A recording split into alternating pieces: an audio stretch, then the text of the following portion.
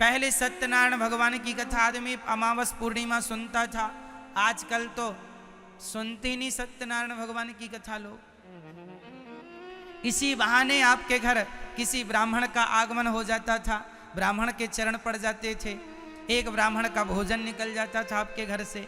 इसी बहाने 2-4 लोग आते, कीर्तन भजन हो जाता था, कुछ पंजीरी प्रसाद ही बढ़, तुम्हारे घर का कुछ अन्न निकल जाता था।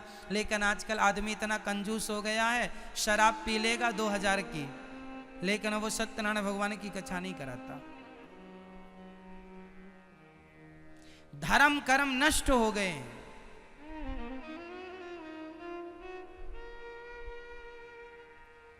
शराब में वो 1000, 2000, 10,000, लाखों बिगाड़ देंगे, पर सत्यनारायण भगवान की कथा नहीं कराएंगे। कहते हैं पंडित जी लूटते हैं,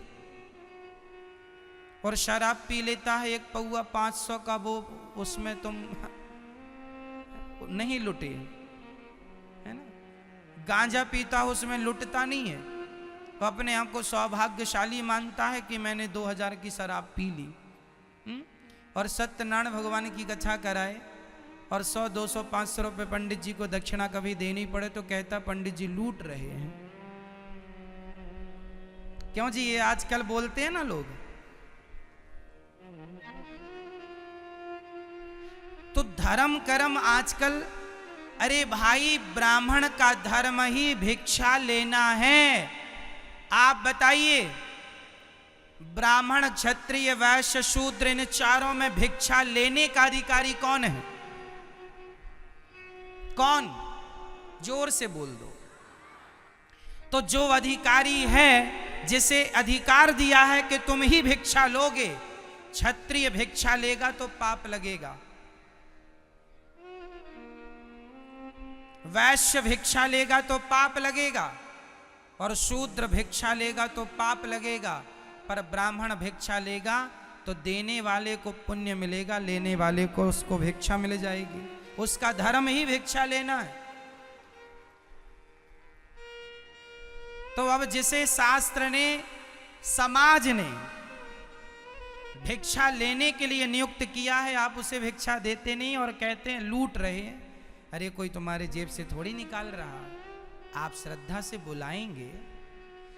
हमने अपनी बात, हम चवन्नी में भी कथा सुनाए हैं 25 पैसे में। कितने में? अरे 25 पैसे तो छोड़ दो, जब पंजी चलती थी, पंजी 5 पैसा, तो हम कथाएं सुनाने जाया करते थे। जैसे हर छठ मूलिया की कथा होती है ना, सावन भादों में माताएं व्रत रहती हैं, तो फिर वो पंडित जी को बुलाती हैं और अपना पूजा कराती हैं, फिर व्रत को तोड़ती हैं। तो जब हम जाया करते तो मोहल्ले की 4-6 माताएं इकट्ठी हो जाती, तो कोई पंजी लेकर आती, कोई चवन्नी लेकर आती, कोई 1 रुपये लेकर आती, कोई 2 रुपये लेकर आती। और ये कोई बहुत पुरानी बात नहीं है, है ना। 2008, 2009, 2010 की बात है, अर्थात उस जमाने जब पंजी चलती थी। मतलब रुपए 2 रुपए तो अभी भी चलता है, और ये बातें तब की हैं। मतलब जब पंजी चलती थी तब की मैं ये बात कह रहा हूँ।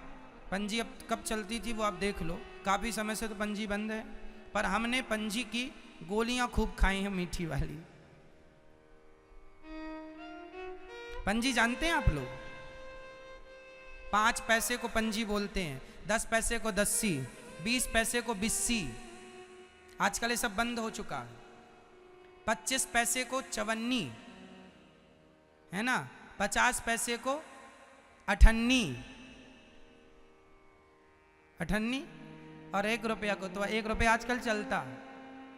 हमारे समय पे पंजी चलती थी, और पंजी के पहले वो कुछ और चलता था, फूटी कौड़ी चलती थी, पाई चलती थी, 1 पाई 2 पाई, तो ये सब चलता था। कुल मिला के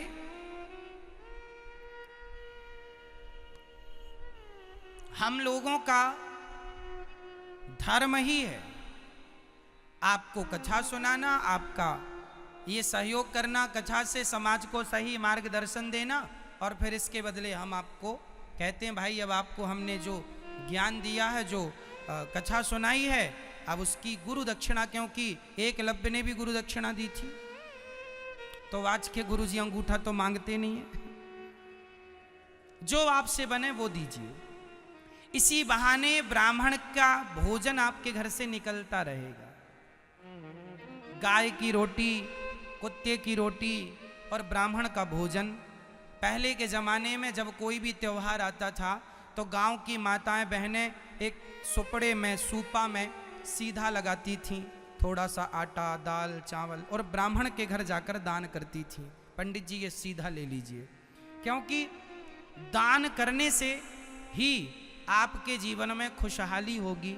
और ये दानम दुर्गति नाशनम, दान करते, दान भगवान राम भी दान करते थे। जब राम जी ने यज्ञ किया तो राम जी ने यज्ञ किया तो उस यज्ञ में दान दक्षिणा दी।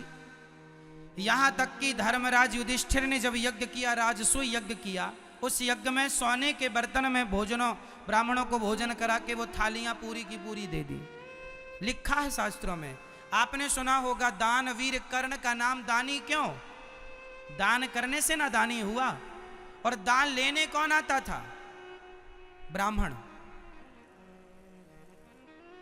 जो जरूरतमंद हैं वो। पहले के जमाने में दान सब लोग नहीं लेते थे, आजकल तो सब दान लेने लग गए हैं। पहले सब दान नहीं लेते थे, पहले क्षत्रिय लोग दान नहीं लेते थे, आज भी नहीं लेते, लेकिन आजकल तो बहुत सारे लोग लेने लग गए हैं। पहले का क्षत्रिय कभी दान नहीं लेता था, पहले का वैश्य कभी दान नहीं लेता था, पहले का शूद्र कभी दान, बोले ये दान लेना हमारा धर्म नहीं है, ये ब्राह्मण का धर्म है। तो जो जिसका धर्म है, पहले लोग अपने अपने धर्म का पालन करते थे, तो व्यवस्थाएं बनी थी। आजकल लोग अपने अपने धर्म को छोड़ के दूसरों के धर्म का पालन कर रहे हैं। आजकल पंडित जी बैंड बाजे बजाने लग गए, शर्मा बैंड पार्टी।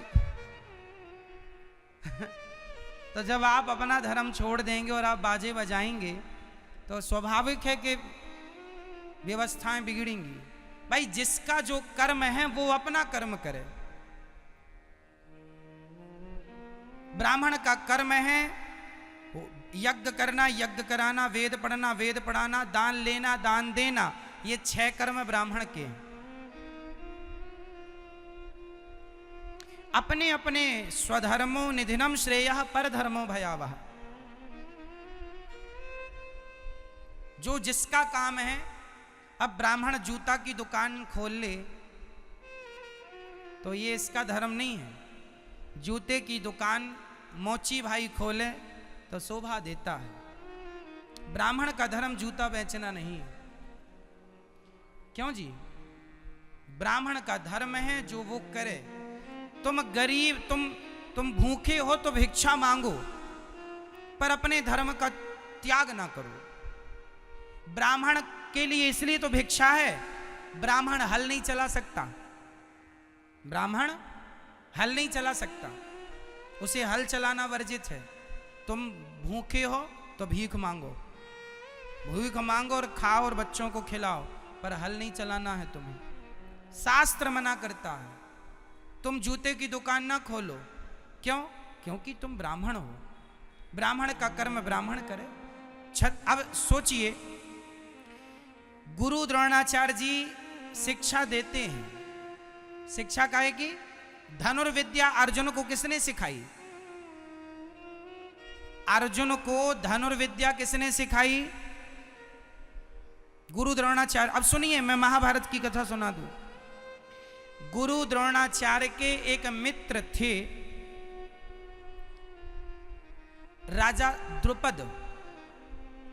इनके बचपन के क्या थे? ये मित्र थे। एक दिन जब गुरु द्रोणाचार्य द्रुपद के पास गए, अरे मेरा मित्र द्रुपद, तू तो राजा बन गया है, संग खेला करते थे, खाते थे। तो द्रुपद ने कहा, अरे भिख मंगे, कहा मैं राजा, कहा तू 2 कौड़ी का आदमी, मेरा दोस्त। अरे बचपन में तो हम लोग दोस्ती किए, तो क्या सारी जिंदगी निभाएं? चल निकल जा यहां से। भरी सभा में द्रुपद ने गुरु द्रोणाचार्य का अपमान कर दिया, अपमान कर दिया। तुम मेरे मित्र कहलाने के लायक हो, मैं बड़ा आदमी हो गया हूं, मैं राजा हो गया हूं, मैं क्षत्रिय हूं, और तुम फटे पुराने कपड़े पहनने वाले ब्राह्मण, निकल मेरे घर से। भरी सभा में गुरु द्रोणाचार्य का अपमान कर दिया था।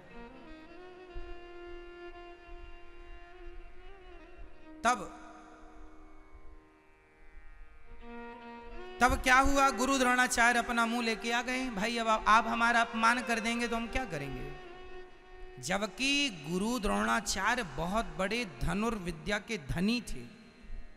वो चाहते थे कि मैं द्रुपद के पास रहूंगा, मेरा मित्र है, इनके बच्चों को पढ़ाओ। भाई ब्राह्मण का केवल शिक्षा देना धर्म है, तुम पढ़ाओ लिखाओ, पढ़ाओ लिखाओ। भगा दिया।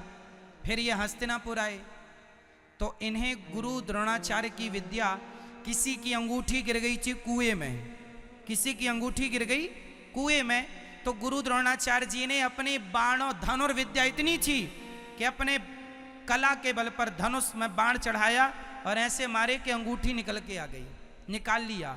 बच्चों ने कहा पितामह भी, उस समय अर्जुन लोग छोटे छोटे थे, दौड़े दौड़े पितामह पितामह पितामह, गांव में कोई बहुत अच्छे धनुर्धर आए हैं, अंगूठी निकाल दी कुएं से। तो पितामह भीष्म गए, आपका परिचय, मैं परशुराम शिष्य द्रोणाचार्य हूं। तब द्रोणाचार्य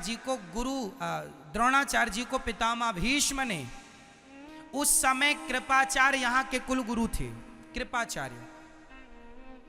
फिर कृपाचार्य बहुत अच्छे थे, पर उनसे भी श्रेष्ठ गुरु द्रोणाचार्य थे। तब पितामह भीष्म ने गुरु द्रोणाचार्य को एक महल दिया, क्योंकि राजमहल दिया, राजा हैं, राजमहल दिया, आप यहाँ रहिए और हमारे बच्चों को पढ़ाइए लिखाइए, हमारे दुर्योधन को, हमारे पांडवों को, कौरवों को, पांडवों को। उस समय ये सब बच्चे थे, एक ही साथ पढ़ते थे। जिस गुरु से दुर्योधन ने पढ़ाई की, उन्हीं से अर्जुन ने भी पढ़ाई की, दोनों ने गुरु द्रोणाचार्य से पढ़ाई की। जब गुरु द्रोणाचार्य ने पढ़ा के अर्जुन को श्रेष्ठ धनुर्धर बनाया, अर्जुन ने कहा गुरुजी दक्षिणा बोलिए क्या है, गुरुजी दक्षिणा बोलिए क्या है। अर्जुन ने कहा गुरुजी आपका शिष्य कह रहा क्या दक्षिणा लेंगे। गुरु द्रोणाचार्य ने कहा बेटा मेरे अंदर अभी एक अग्नि जल रही है। क्या? बोले मेरा अपमान किया था, जाओ और द्रुपद को बंदी बना के लाओ। यदि तुम मेरे चेला हो और दक्षिणा देना चाहते हो, बंदी बना के लाओ। अर्जुन चले और पकड़ के ले आए, बंदी बना के गुरु जी के कदमों में डाल दिया। अब गुरु द्रोणाचार्य प्रसन्न हो गए। अर्जुन बहुत अब देखिए, गुरु द्रोणाचार्य स्वयं क्या द्रुपद से युद्ध करके उसे पराजित नहीं कर सकते थे? जोर से बोलना, बोलो मेरी मां। जिनका चेला इतना पावरफुल है, वो गुरु कितना पावरफुल है। क्या गुरु द्रोणाचार्य द्रुपद से युद्ध नहीं कर सकते थे? तो क्यों नहीं किया? क्योंकि वो ब्राह्मण है और ब्राह्मण का धर्म युद्ध करना नहीं है, युद्ध की शिक्षा देना है, इसलिए वो युद्ध नहीं किए। धर्म का पालन। फिर आप सवाल करें कि महाराज जी फिर तो उन्होंने महाभारत में युद्ध किया। महाभारत में गुरु द्रोणाचार्य ने युद्ध किया। उस समय उन्होंने इसलिए युद्ध किया क्योंकि उनकी मर्जी नहीं थी, क्योंकि वो अब राजा की रोटियां खाए थे, नमक खाया था, तो उनके आदेश का वो पालन कर रहे। लड़ना पड़ेगा क्योंकि आपने हमारी रोटियां खाई, तो अब लड़ो लड़ो। इसलिए ब्राह्मणों को ये बात कही गई है कि तुम भीख मांग लेना पर अपने आप को किसी के अधीन नहीं करना। करोगे तो दुर्योधन जैसे लोग तुम्हारा फायदा उठाएंगे। किसी की रोटियां ना खाना मेरी मां, बेईमान आदमी की नहीं, वो रोटियां खवाएगा और फिर रोटियों की बात कह कह के तुमसे अधर्म का काम करवाएगा।